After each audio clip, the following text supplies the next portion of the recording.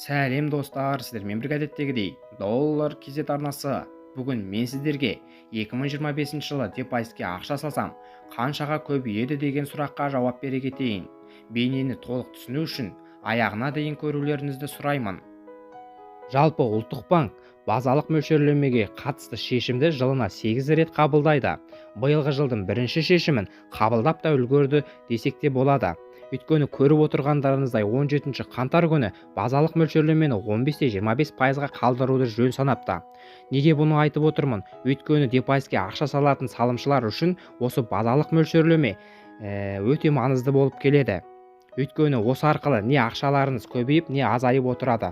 Сондай-ақ келесі өзгеретін күн наурыздың 7-сі күні. Одан кейін сәуірдің 11-і, маусымның 5-і, шілденің 11-і, тамыздың 29-і, қазанның 10-і және биылғы жылдың соңғы өзгеретін базалық мөлшерлеме 28 қараша күні өзгереді.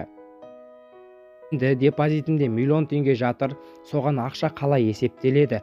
Миллион теңге салсам қаншаға көбейеді деген сұрақтарыңыз болса, онда мені мұқият тыңдаңыздар. Ол үшін бізге Calcus.ru сайты жақсы көмектеседі. Calcus.ru сайтына кіреміз және калькулятор выкладов деген батырманы басамыз.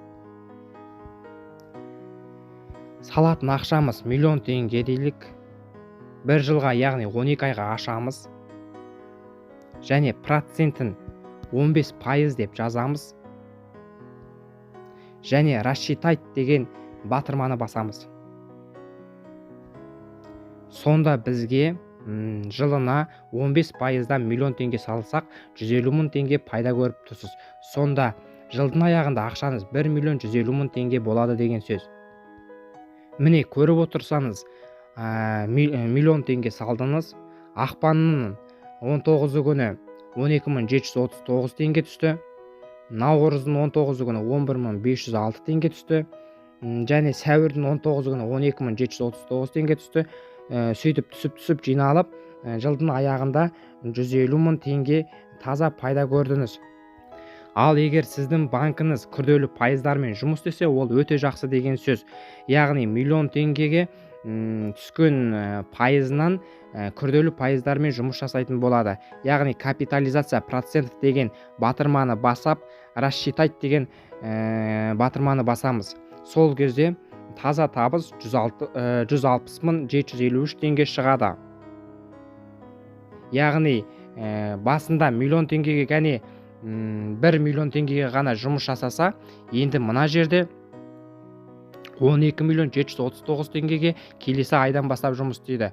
Одан кейін 10.024.193 теңгеге тағы да пайыздары есептеліп, жылдың аяғында 160.753 теңгеге дейін ақшаңыз ұлғаятын болады.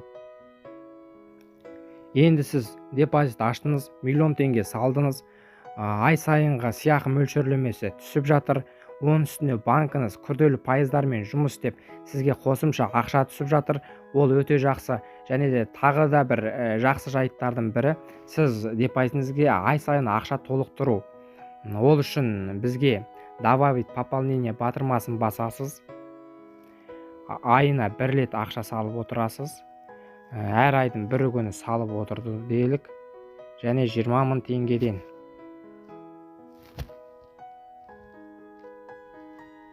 Рассчитать деген батырманы басамыз. Міне, сізге депозитке 179.947 теңге түсті.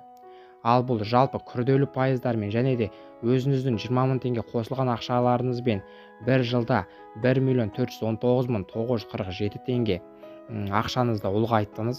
Міне 260 мың теңге ол сіздің ай сайынғы жиналған ақшаңыз деген сөз. Яғни қалай есептелді десеңіздер, осы график арқылы көруге болады.